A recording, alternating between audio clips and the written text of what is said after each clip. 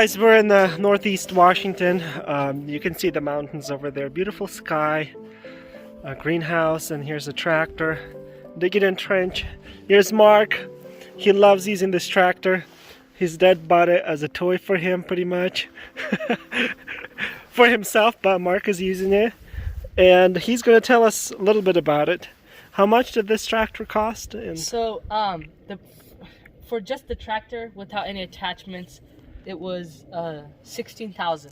No, it was $22,000 just for the tractor and the front loader. And this is a Kubota B2601. It's the 2020 series, which has the LA 435 Swift Tech front loader. So this is really nice. You can just pop off the loader with a couple levers here. You have to tilt the bucket down, take down the supporting rods and disconnect them, and there's a lever on the other side for the hydraulics to disconnect the hydraulics down here. And there's to disconnect the bucket and put on any other attachments you want. Just pull up these levers and your bucket disconnects and just drive out and you keep going. So it's very easy to attach attachments and disconnect them, right? Pretty quick to do. You got the bucket and then you got the grabber. Yeah, there's a bucket. There is, I think this is the standard size bucket. These piranha teeth, we ordered them online in these chain hooks. You can also get a grapple for the front end. We have it down there in the back. You can get a third function valve, which can control your grapple or whatever you want, or bush hog in the front. And yeah. On why B2601? Why this type of tractor? Down here, this kind of tractor, it's 26 horsepower, and down here where we live, it's like just the perfect size, and it can pretty much do everything we need it to do. Like, we were burning a huge pile of trees that we cut down, branches, grab the grapple, put it on the fire, no problem. We were knocking down trees at my neighbor's place, pushed them down, like this 10-inch trees, pushed them down, no problem. Pine trees, like these ones over there. The little thinner ones. And we got some upgrades on this thing that my dad bought. He got a step for the tractor that does not come with the tractor. Also for the backhoe, you could get a thumb for there, but my dad didn't want to get it.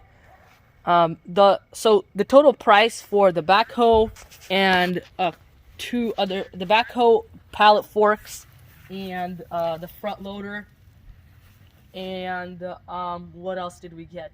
And a third function valve and another like a function in the back. That was $33,500 for all that total with the canopy. And we got some attachments on here. My dad put on, he got some lights, some warning lights, and like lights for the backhoe where you can look, and if you're digging at night, you have some light. We have a front LED bar. We have some more lights. Let's walk around and take a look. Okay, so that provides you a lot of light. Okay, so you can see at night. Now the seat turns forward or backward. Oh, and you can have a backhoe that you sit on the backhoe, or you can have a backhoe that has no seat, and you can turn your seat around and sit down here and control the backhoe. That's really nice, what I like about this. And what else is there? Now you guys get a lot of snow in this area, right? Yeah, we have about 2.5 feet of snow each year down here in northeast And Washington. so this tractor is very handy with the snow. We got some upgrades from Specialty Repairs, Custom Mod in Bay Roberts, Canada. You can go to their website, specialtyrepairs.com. We got some steps from for the backhoe, so you can step on it and get on, and yeah. Now, tell me about the tires. Are they filled with the special fluid to make this tractor a little bit heavier and sturdier? Yes, they filled it in with tire ballast, which gives it more balance, I guess, for whenever you're like on a side hill or something, and it gives you more traction. And they have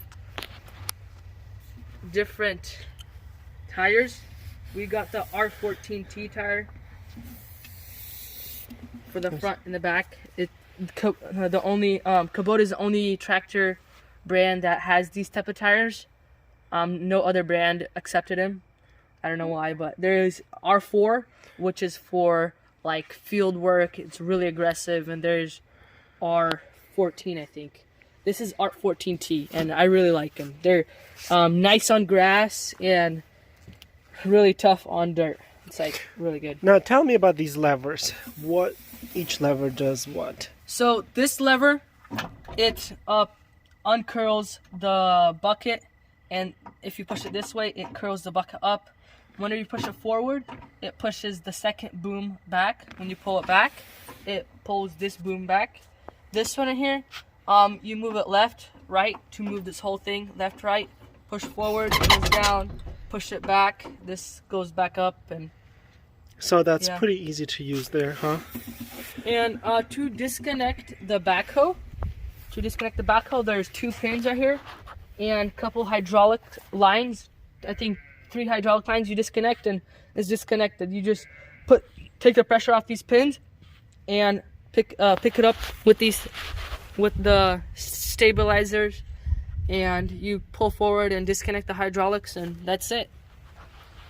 And do you feel like you have enough room in the back to attach other attachments? Yes. There is the 3-point hitch is not on, but we took it off because the backhoe. You take off the backhoe and put on the 3-point hitch, and you can put on anything in the back, and you have a PTO you can use. This model has actually all the Kubotas. They have low, medium, neutral, high, which is the best thing I like. Like medium, you can go through the woods and do anything you need to. High, drive down the road and put it in medium, put it in 4-wheel drive, and just keep going. Do whatever you need in the woods. So you got high, neutral, medium, and low. Low is for work like you were doing now? No. Low is for like, this is for driving. Low is for, what's called low, medium, high is for driving speeds.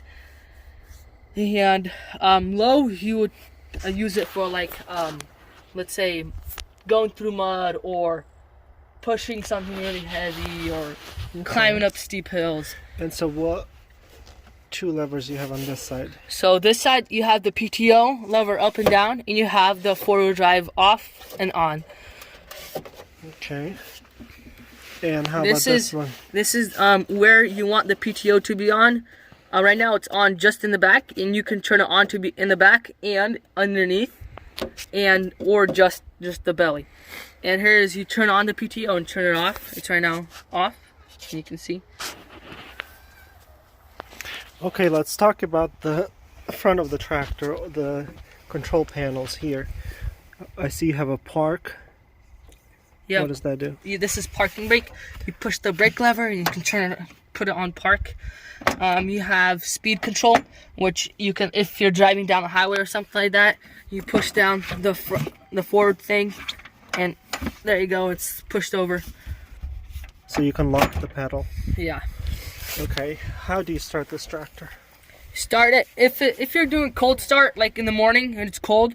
You turn it on. So you turn it on, and you can turn on 2 glow plugs for like 4 seconds, and then it should start. It will start.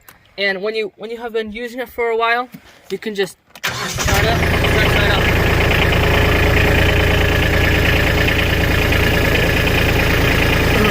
You got a special knob on the top. Okay, let's shut it down. Now, what is it? Did this come with a tractor? No, this did not come with a tractor. I think it was like $19 online that my dad got it. Is it handy? Really handy. I use it all the time. Okay, so how about over here? What do you got there? So you have turning signals left to right, and you have the front headlights off, on, and you have breakers, emergency lights. yeah. Okay. And you have the fuel tank up top right here, which I like. Coyote, the other tractor models, they have it in the back, which is the worst thing you can ever have. Like Kubota is honestly like the best, what I think. It has everything you need to use. It has like, it's comfortable, very handy. Like especially the gas tank. If you have it in the back like the Coyote does, you can't have a backhoe. You can't have well you can have a backhoe, but you're gonna have to have a backhoe with a seat on it. You can't have a backhoe with the seat that turns around. Yeah. Okay, let's come around and see if we missed anything from this side. So you got your hydraulics. Now this tractor comes with adjustable forklifts too, automatic forklifts where they will adjust it automatically, but you guys didn't take that option, right? So you have to manually adjust it. How do you adjust your forklifts? With this lever here? Let me turn the seat around.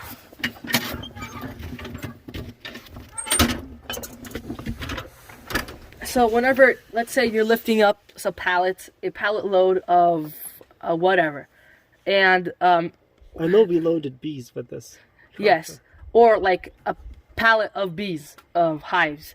What you do, you slightly pull it up, which raises the boom, and as you pull it up, it will have it like just pull up straight. But then you can pull it up and bring it to the right, which it keeps it just straight level the whole way up. And so this lever goes right, left, forward, and backward. If we pull the bucket up, down, and then curl it up. This is curl and this is uncurl. Uncurl. Okay. So everything's here. Okay. Now, what does this lever do? This is the RPM gauge, the RPM lever. You can, whenever it's running, you can raise up the RPMs and up and down. How often do you use that? All the time. Like each time I use a tractor, I usually put up to 2,000 knots a minute. Okay. If you had a choice to buy a tractor right now, which one would you buy? This same one, or would you? Yeah. I would get a B2601 if I lived like an area like this. It's small. It's a compact tractor. Has anything you want to do with it. You can do anything, like from pushing trees over, plowing snow, digging trenches, and so on. So if you had a chance to get a different tractor, you would not get a different tractor. You would get this one. Yes, I would get this kind of tractor. I'll get a B2601. What do you do with this? What is there that? There was a small utility box, but my dad, he bought a what's it called? What are these called? A ammo box, a 50 caliber ammo box, and we use it as a toolbox. I have gloves in here and chains and some other extra stuff. All right, Mark, thank you so much for giving us a tour of this tractor, kind of an overview, and now we know a little bit about this tractor, and I hope this can be helpful for somebody else who is looking to buy a tractor and they're not too sure. So, thank you guys.